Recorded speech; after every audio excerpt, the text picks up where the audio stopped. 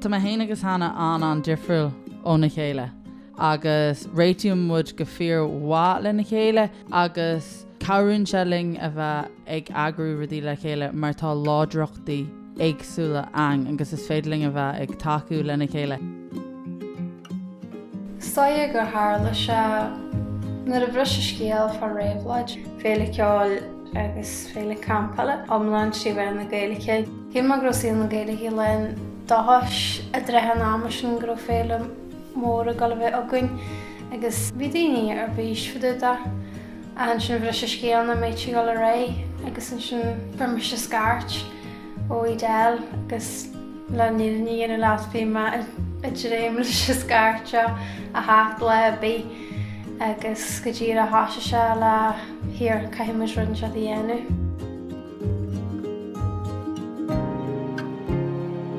Bhí muid agsú gomach áit an gomach chaáin an tíocht le chéile agus a bheith a cóisireacht ach freisin gomach ardan an de bhainní ceol na Gaeilge agus gomach deising bulle le grúpaí as áitichaí ar fud na tíide.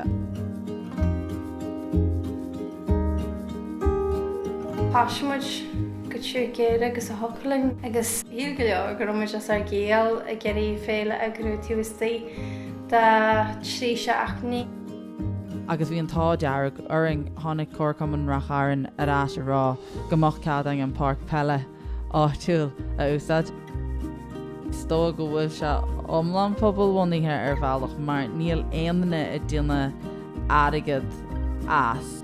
Tagan daoine le chéile agus croíonn siad gachrad bíon methil híos a racharan agus bíon sin ag paintal chudmhór a crothú rudaí costa le bunting, duine cóthaí ag crothú áit campála, bíon grúpa mé feriste a tíoch le chéile ag agrú rudaí costa leis an choras fuama, bíon daoine i ngála ag cabhrú le gala deangáil le gach macléin agus daoine a bheala as áitichaí difriúil.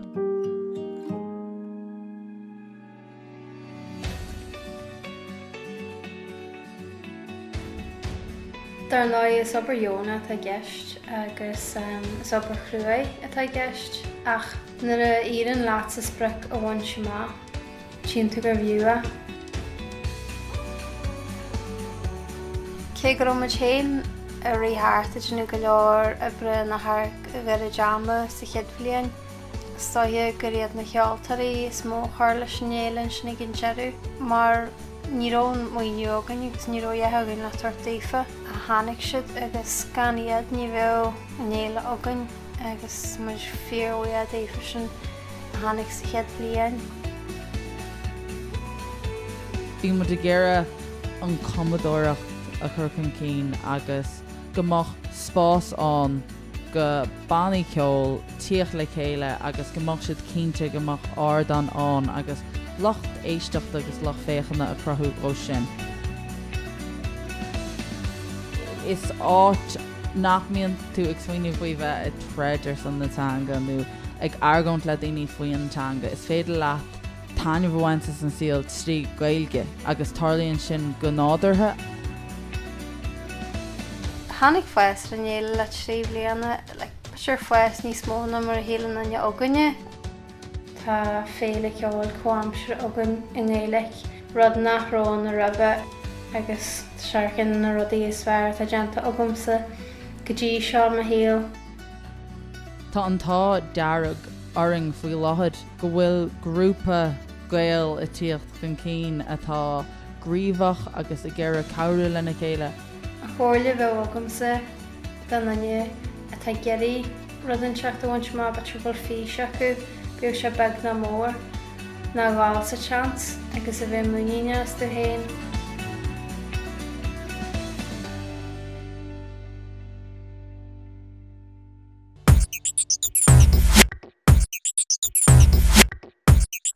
John? Fresh. Le.